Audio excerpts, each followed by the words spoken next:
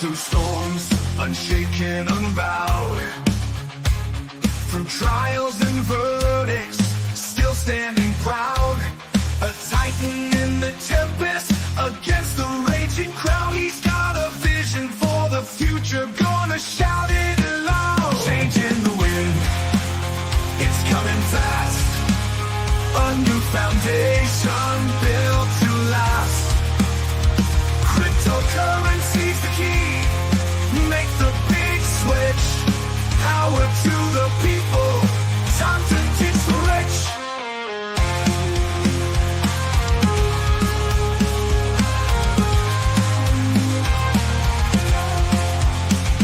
Legal battles can't hold him. He's moving on.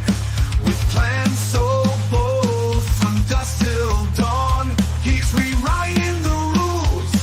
A new dawn's day. From the hands of the few to the people. Welcome, everyone, to the Crazy Cryptonaut channel. I am Zester, and thank you guys so much for joining me on this Trump Day. Hump Day, Trump Day. I hope everyone is having an amazing one. What's up, Mile High? Trish, happy Trump Day to you as well, and thank you so much for being here. Hey, Captain Spiffy, number 1 on the like button today. Thank you very much, Captain Spiffy. Happy to have you here. Oh, welcome, A Joyful Voice and Deborah Wolf. Captain Spiffy, I've been working on a DIY and AI insists I offer my 4 ways to give to the cause. I just give it away. AI says, no, give people the chance to say thanks. It's now proper form and etiquette. AI has some odd ideas about certain things. It's kind of funny when you're using it a lot to see what decisions it makes. Captain Spiffy asks, though, where do I find my Coinbase wallet address for donations? Captain Spiffy, it's not really best to go about it that way. If you are looking to get any type of wallet address for people to send something to, you're better off going with one of the different wallets that allow for a variety of different cryptocurrencies. That makes it a lot easier.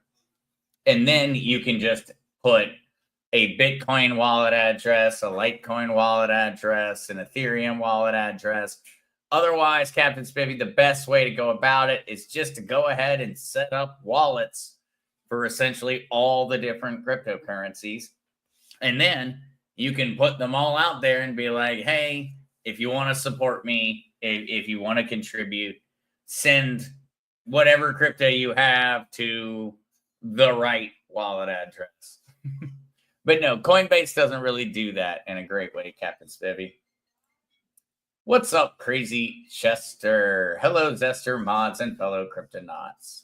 Thank you so much for joining us. Crazy Chester, I don't know about anyone else, but my nose still itches from watching Zester's Monday podcast. It is only Tina. It's only Tina. Tino, Tommy, no problem. Tina, if she jumps into my lap when she's in that shedding state, I cannot function. Immediately, my whole face is awful. And so, yes, I'm starting to get the itchies just thinking about it from Monday evening. Tina was definitely showing me how upset or how in need of attention she was after my trip.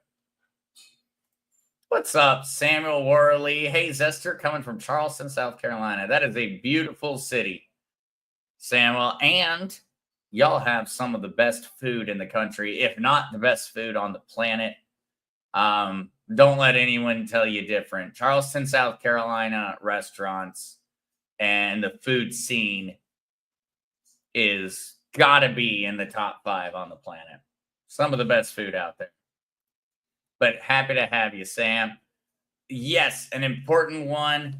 Before we jump in and we start talking about the news or anything cryptocurrency related, it's very important that I mention that the content in this podcast is for information and educational purposes and is not intended to provide any financial, medical, legal advice of any kind. I am not a financial professional, and please consider everything discussed to be my opinion and the opinion of the community alone.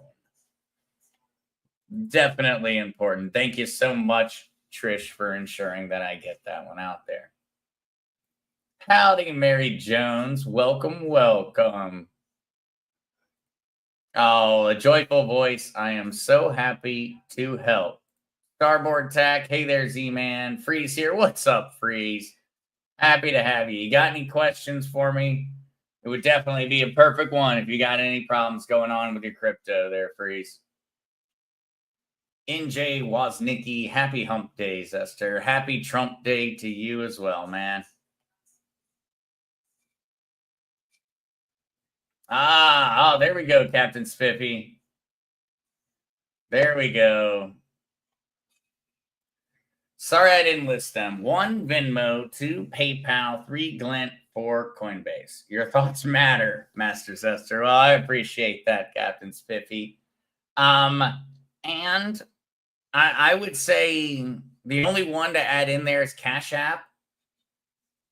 Cash App is really the only one to add in. I would just recommend on the crypto side that you actually break down and open your wallets up separately. You can also think about it from the same perspective as a waiter or waitress at a restaurant. Would she not prefer to be paid in cash, or would she prefer for you to put the tip on the credit card? If you go ahead and you split up your cryptocurrency wallets and you just make a bunch of them and you post those wallet addresses, you're essentially doing the same thing that your waiter is doing when he gets a tip in cash. Do you think he reports that to the government? He does not. They never do.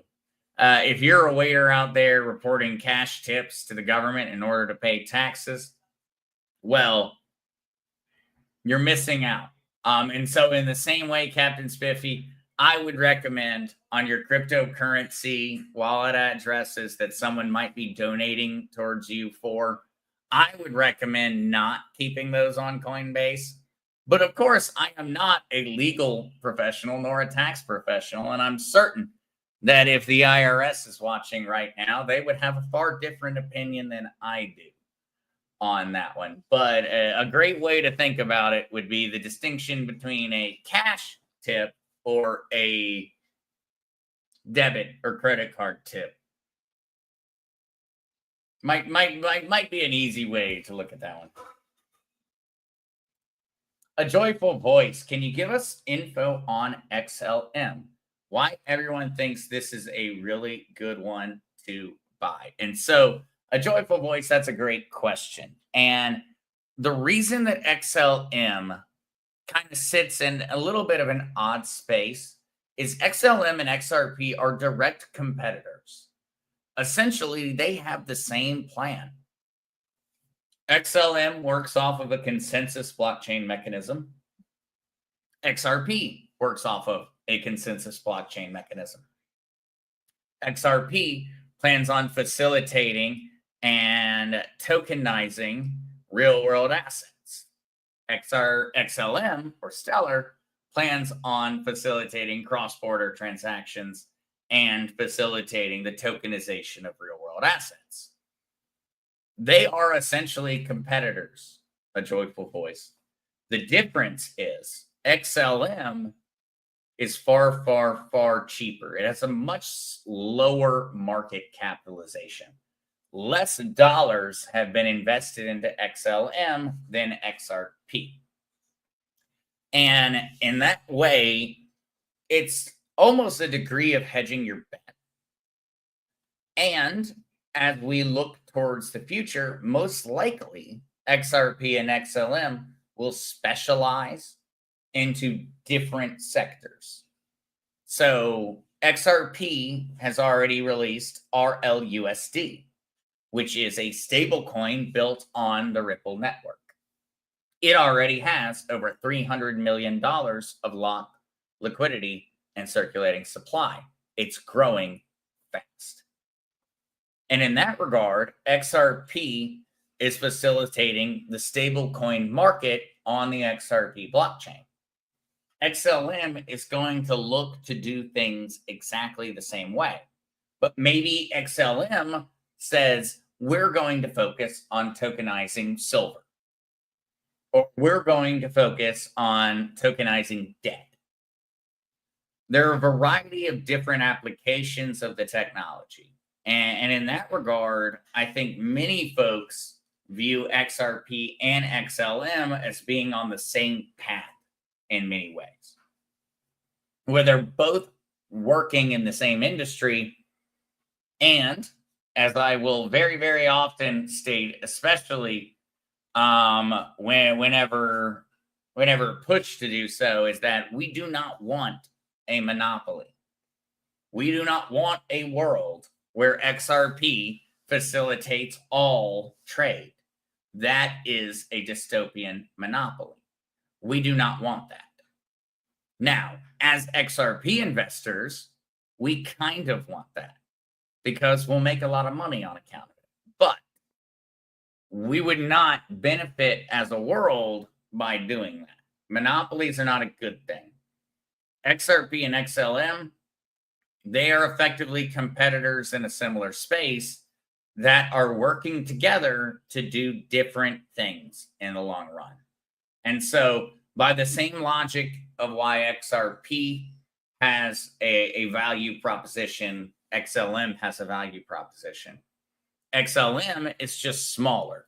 And so to kind of express this one in real terms, let's actually jump over and start sharing screen before we get into the news and everything of the day.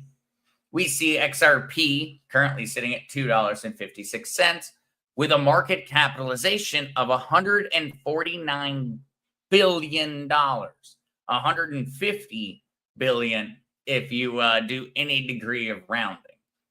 Whereas if we were to come over to XLM, we're going from $2.56 with $149 or $150 billion market capitalization to a $10 billion market capitalization. Stellar at 30 cents, $9,488 million as its market cap. AKA, there's a lot more room for Stellar to grow than there is for XRP to grow. It takes a lot of money to move that chart. XRP is a mountain of money to move that. It is 15 times larger than XLM. 15 times. That is a lot.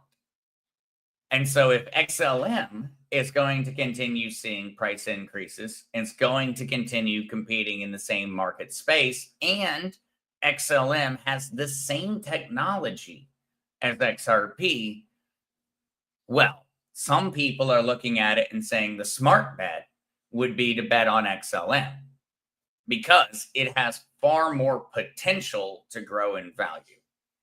It takes less money being invested in XLM to move the price upward than it does XRP.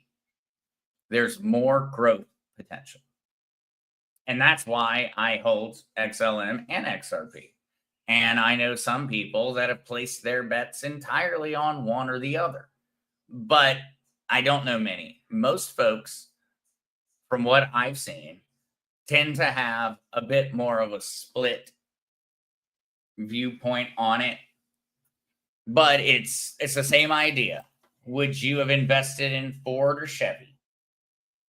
We all argue about it, but did the person that invested in Chevy lose? No, they did not. Did the person that invested in Ford lose? No, they did not. Did the person that invested in both lose? No, they did not. They're competitors. They're competing in the same space for the same dollars from the same consumers.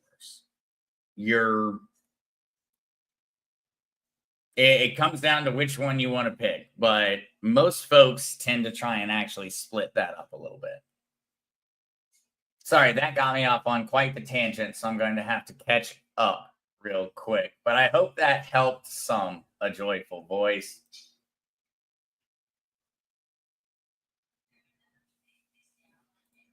Savvy, rumor has it XRP is backed by gold, XLM to be backed by silver, but that's a rumor. I wear a tinfoil hat. Savvy, I've heard that same rumor a lot of times. It is definitely a rumor, but I think that there, as always, with any myth, with any lie, or with any propaganda, maybe that's out there, there's always that central part that is true. And so the myth that XRP is backed by gold is a myth. XRP is not backed by gold at all or in any form or fashion right now. XLM is not backed by silver in any form or fashion right now. What I think was the lost in translation part is that Ripple plans on tokenizing gold, and XLM is focused on tokenizing silver. Those are very, very different than being backed by gold or silver. But that's that central truth point of that rumor. The rumor is built off of a truth. And the truth is that XRP is rapidly trying to tokenize gold. And that is not something that is a matter of speculation. It is true. And if XRP tokenizes gold, that means you would have to spend XRP in order to tokenize gold and to transact in tokenized gold. That is extremely good news for XRP holders, because now they are going to need to come to us and they're going to need to buy our XRP in order to facilitate their gold transaction. XLM, it would be the same logic. They would need XLM in order to facilitate their silver transactions. And that's where I think that distinction needs to be made between the rumor and what's public knowledge. Public knowledge is that XRP is tokenizing gold. XRP is not backed by gold. It's tokenizing gold. And those are very different. And an important thing to remember, as we see things float around in the Telegram groups, remember that there's a big distinction between tokenizing something and being backed by it. A great example would be RLUSD, the stablecoin that XRP has launched. It is not backed by gold. It is backed by United States treasuries. They take your money, they buy treasury notes, which pay an interest rate, and then they use those treasury notes to back your stablecoin. They are making money hand over fist because they're making money with your money. You are putting real dollars in. They are taking those dollars, buying a treasury note, collecting the interest off of it, and holding the note as collateral to support your stablecoin that you're going back and forth and interacting with online across the blockchain. That's what they're doing. That's not a question. That's fact.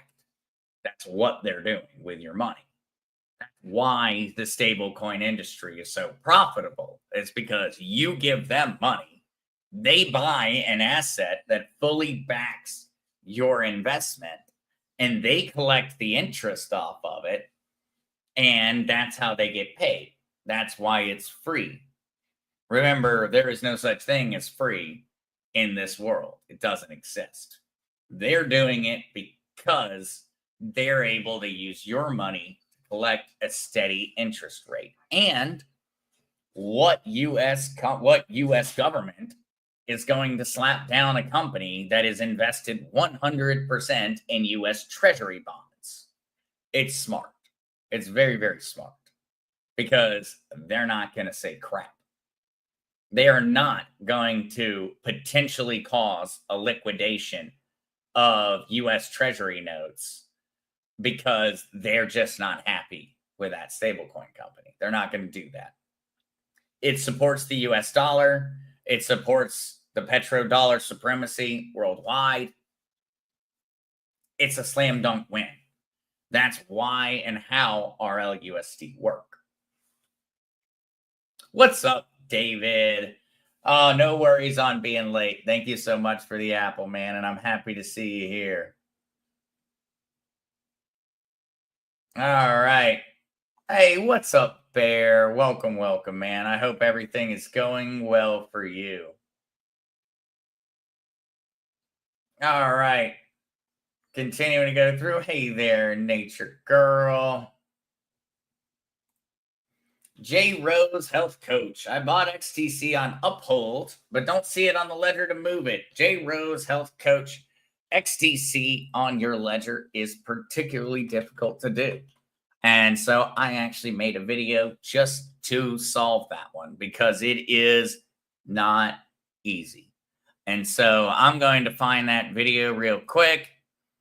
It's actually, I think it is one of the most popular videos I have out there because so many people have found it helpful. And so J Rose, I am posting in the comments a link to that video right now. That video is what you're going to need to watch and follow along with in order to store your XTC on your ledger. It requires more than any other cryptocurrency, but my video is very, very concise and easy to follow along with. And so, J Rose, don't worry, you actually have got your answer on that one. All right. Savvy, now you're making mud balls. My brain cells left me and left the building. I get that, Savvy. I get that one. But yes, no worries there, J Rose. That one is going to help out a lot. And so let's jump over and check out where the market is at today. Would say, guys, we're not going to run the longest stream today. I'm pretty much going to answer everybody's questions, and we're going to get through a little bit of news, and then we're all going to get to hang out again in just a short time for Whiskey and Wisdom. I'm very excited to get my first opportunity to jump back in on that one this week. So, market continues to rise. We see $103,560 Bitcoin, Ethereum sitting at over 2,600, actually down a little bit from its high of yesterday. XRP sitting at $2.56.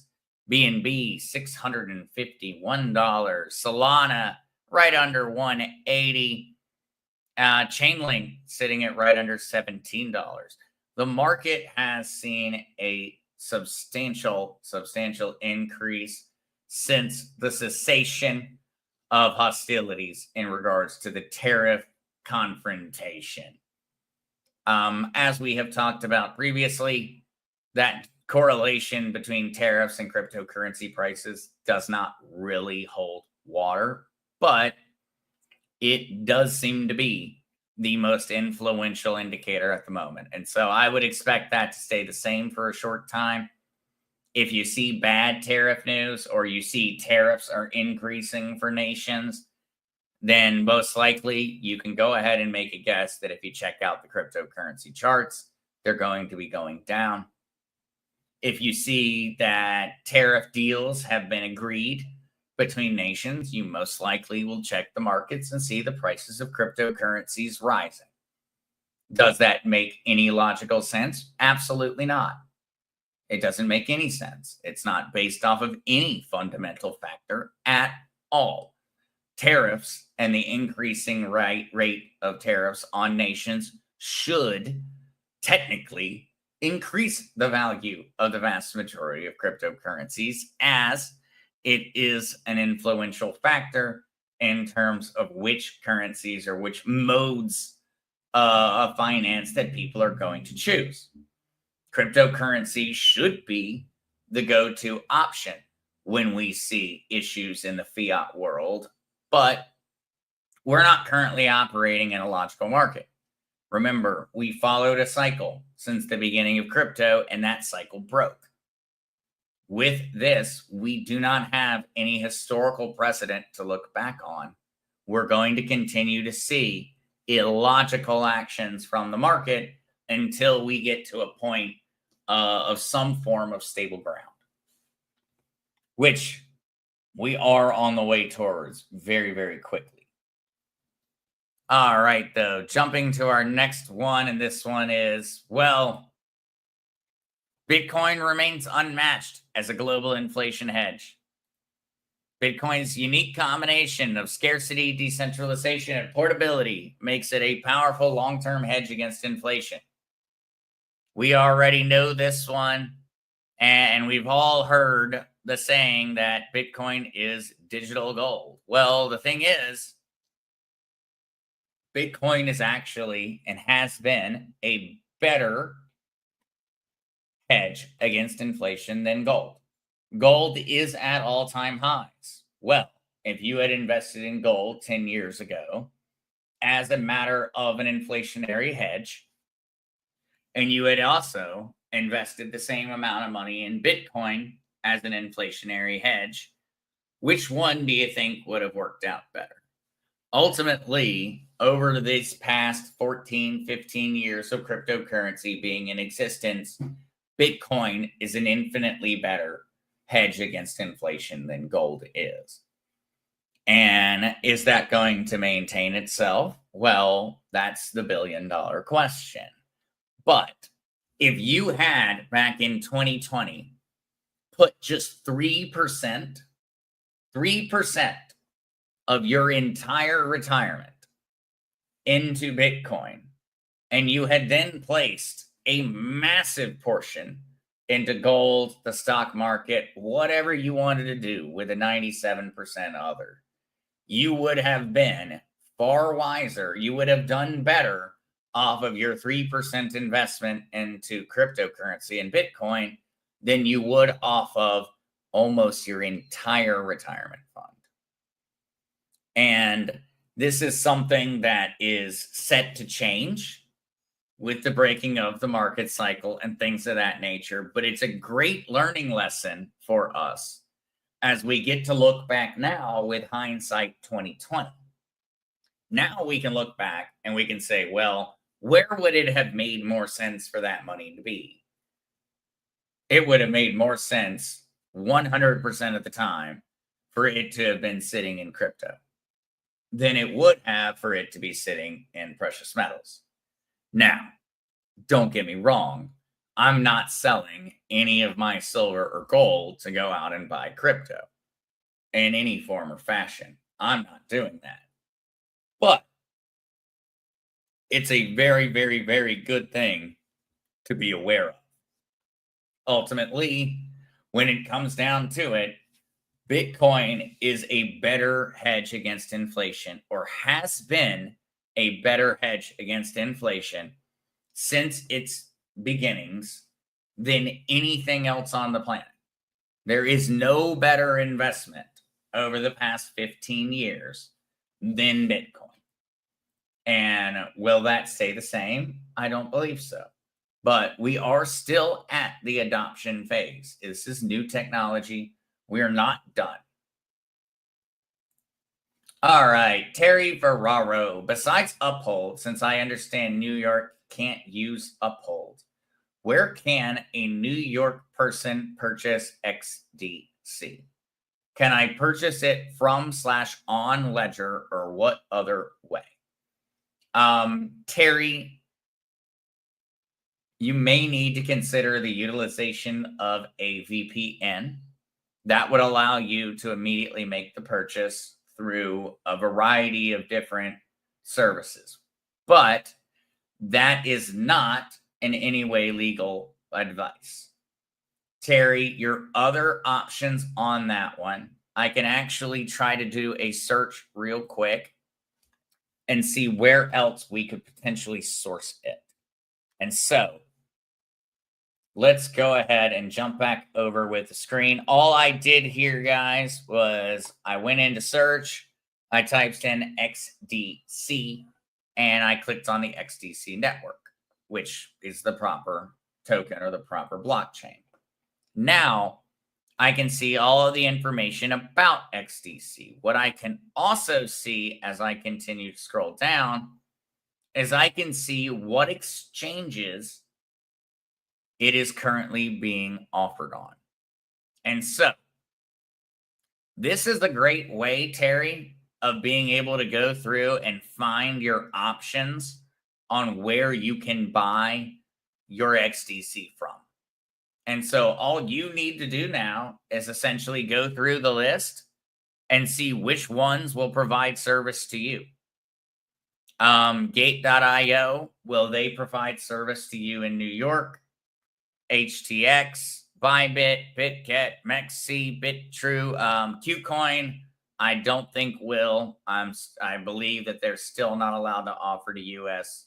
Customers.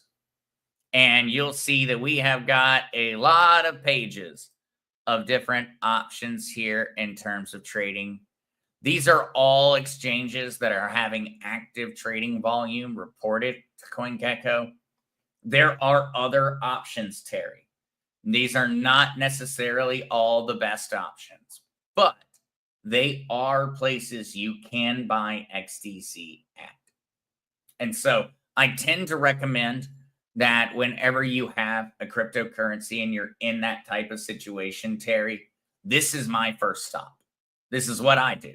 When I've heard about a new crypto and I can't access it through Coinbase or through any exchange that I'm currently on, I come here and I go through here and I look and I say, okay, which of these exchanges can I use? If I can't use any of those different exchanges, then, well, now you're into a little bit harder of a process there, Terry. But first steps first, check out this option. But, Terry, you bring up a good point in terms of Ledger. And I actually want to show people on Ledger Live this one real quick, because I know a lot of folks have their ledgers and they're kind of curious about what the best way is sometimes to get crypto without having to do any extra effort. And so if you are on your Ledger hardware wallet, you don't have to have your Ledger hardware wallet plugged in or anything like that. If you have Ledger Live, you can come over here to the buy/sell on the page. And so that will be on your left-hand cabinet. They call these things cabinets in the software world, but on the left hand of your screen, you will have a buy/sell option. When you click on it, you will get this screen.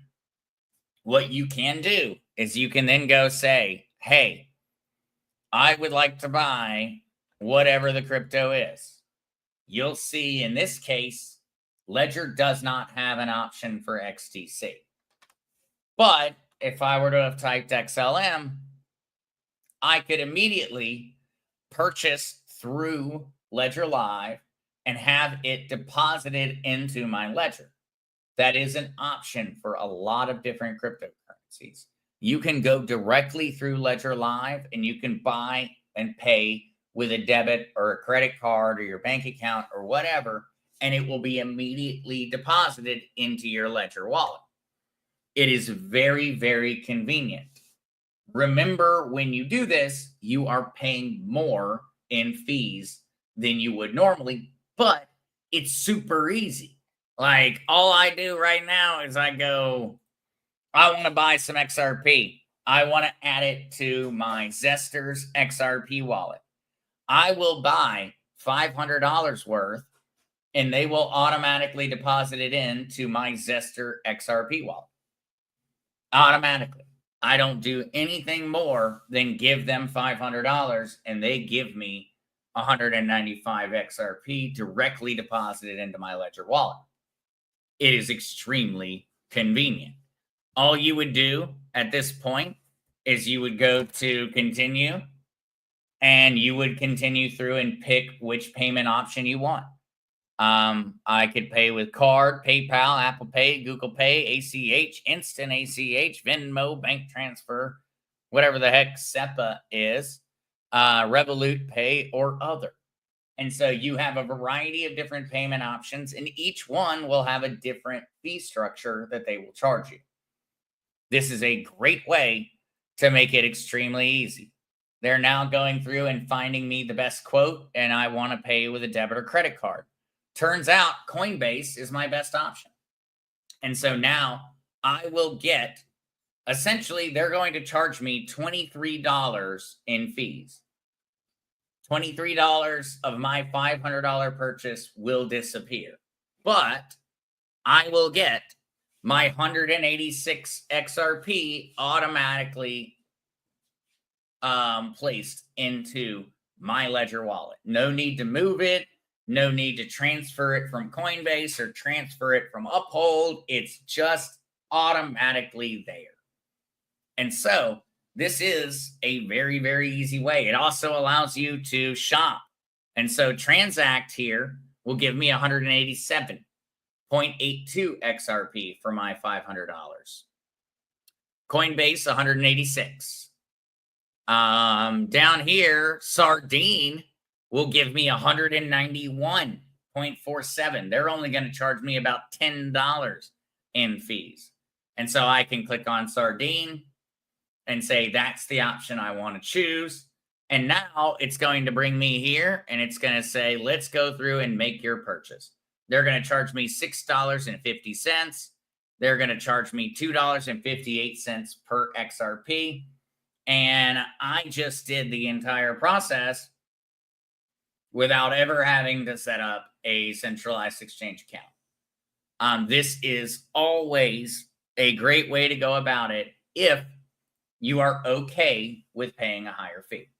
You're paying a higher fee. I always try to push people towards the cheapest options, because when I buy a $500 of XRP, I expect $500 of XRP back, or as close to it as I can get. And so that is a way, though, to very, very easily not have to go through and learn a lot of the technology. You can have your hardware wallet set up, you can have it functioning and working, and you can just automatically continue to add cryptocurrency to it each week or each month or every day, however you see fit.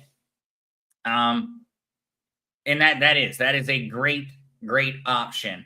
I'm actually planning on making a video talking about just this, because there are so many folks out there that I know that it's too complicated, but they want their money to be safe. And having it on your hardware wallet is the best way to do that, because now it is immediately getting deposited into your Fort Knox. You're not having money get deposited into your wallet, and then you have to transfer it from your wallet to your bank safety vault. It's just automatically there.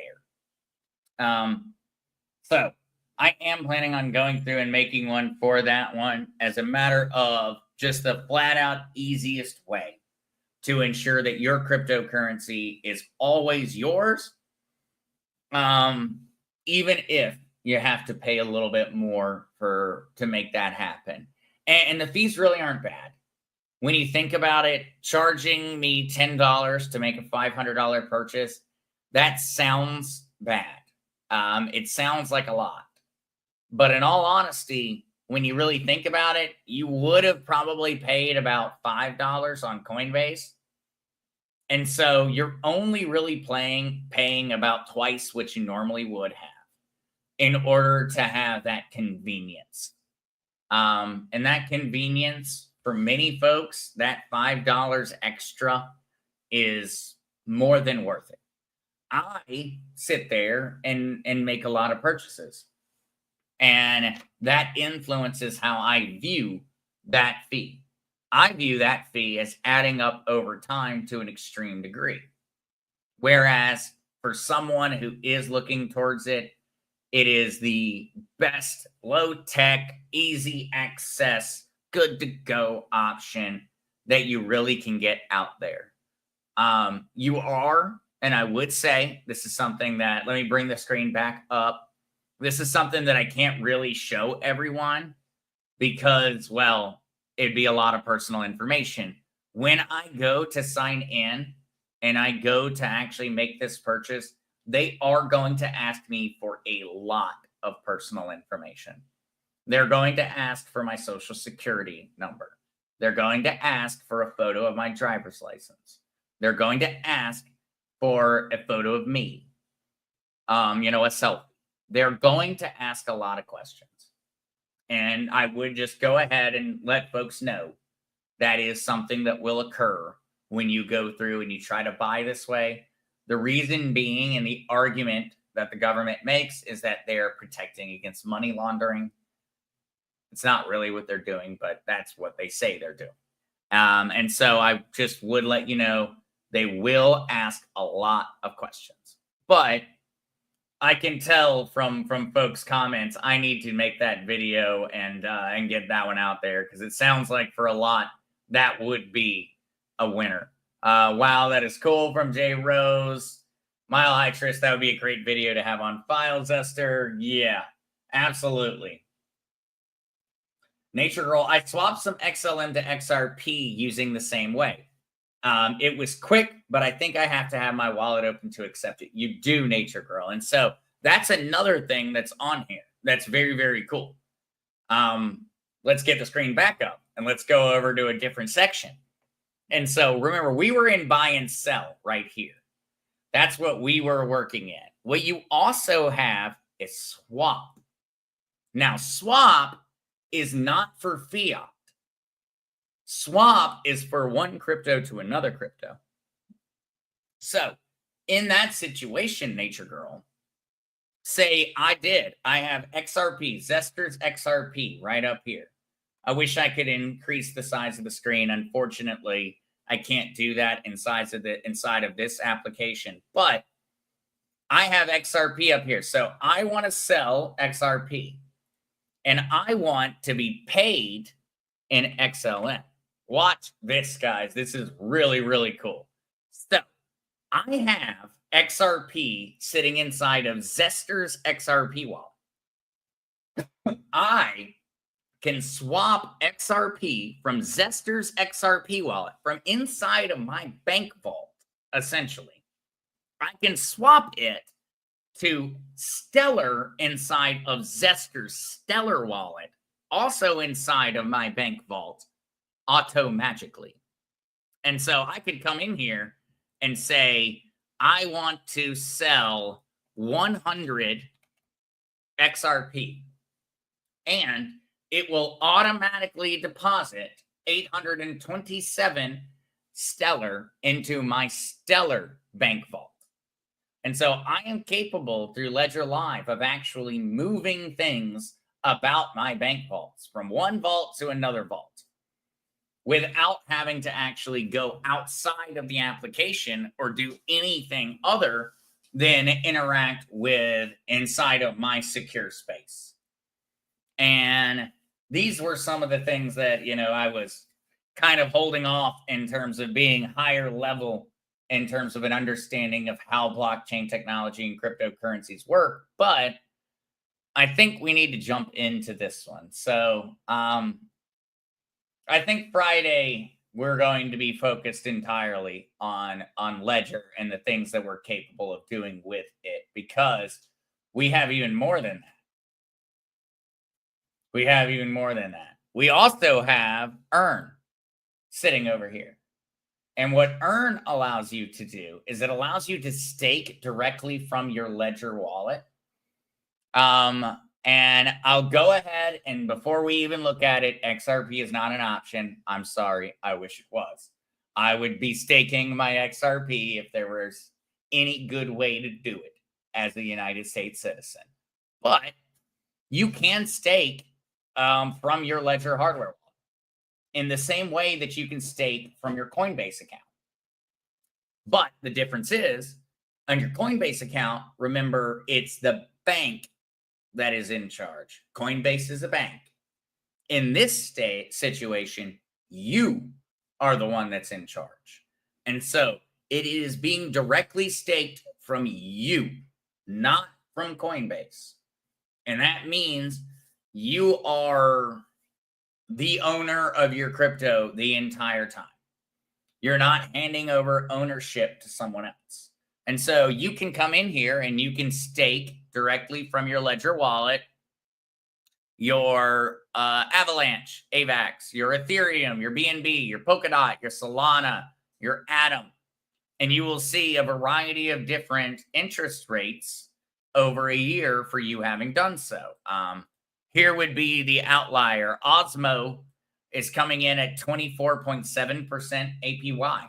So you could earn up to $24.70 per year for each $100 of Osmo that you have staked into this program. Near 6.75%. Atom 18.72%.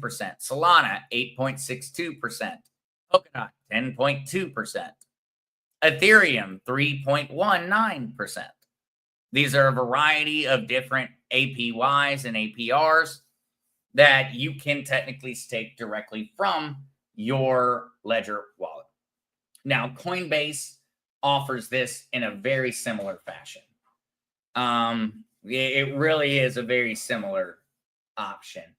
It really just comes down to, do you want Coinbase to manage it or do you want to manage it? I would always recommend that people take a very pensive eye towards that decision and really do decide whether, if you are capable of managing it yourself, I would recommend that you manage it yourself. If you know that you would be better off having someone else manage it, then go for that option. Understand that you will have slightly more risk and you will get slightly less back in terms of interest, because you have to pay the person who is responsible for it. And in that regard, you kind of have to make that decision yourself. It's the same logic as you could buy on Coinbase or Uphold and then transfer it over to your Ledger wallet, and you will pay slightly less than if you just directly bought it from one of the payment providers to your Ledger. You will pay less. But is it worth the risk? Is it worth the effort? We all reach a point, I think, where we have to go through our lives and decide what is worth the effort and what is not. Yep, LG Lady, kind of the same. It is. It is kind of the same. Yes, Ryan, just found your link tree. That one is down in the description. Thank you so much, Trish, for pointing that one out. Also, you do get free Bitcoin for purchasing your Ledger through the link. It also sends me a little Bitcoin for you doing it, and it doesn't charge you anymore, and it makes certain that you buy it from the right place. And so even if you're not going to use my link, go out and find somebody else's link at least, because it's only a matter of saving you money. Yes. No. All right. I like that option just for peace of mind, says Mary Jones. Doug, that would be an awesome video for low-tech people like me. No, absolutely. I have a feeling that that's exactly what we need to do. Joy, yes, a video would be what I need. How to set up the Nano S Plus to Ledger Live. All right. Well, we know what we're talking about on Friday, guys. We know what we're talking about. We're going to be talking solely about Ledger, and hopefully the crypto news cycle takes a break on us so we don't have anything to take up our time together. But that is definitely going to be the focus on Friday. All right, though, besides that, guys, looking at the time, I've got to go get some food, get everything together, and be ready for Whiskey and Wisdom tonight at 8 p.m. Eastern Standard over on the original Mark Z. For those that already have their food together, go check out the original Mark Z evening stream, which is going to be starting in a matter of, 9 minutes and some change over on the original Mark Z channel on YouTube and Rumble. Besides that, guys, Well, I'll see you later tonight, or I'll see you on Friday for our Ledger Live deep dive. Love you all. Hope you're having an amazing hump day. Peace, guys.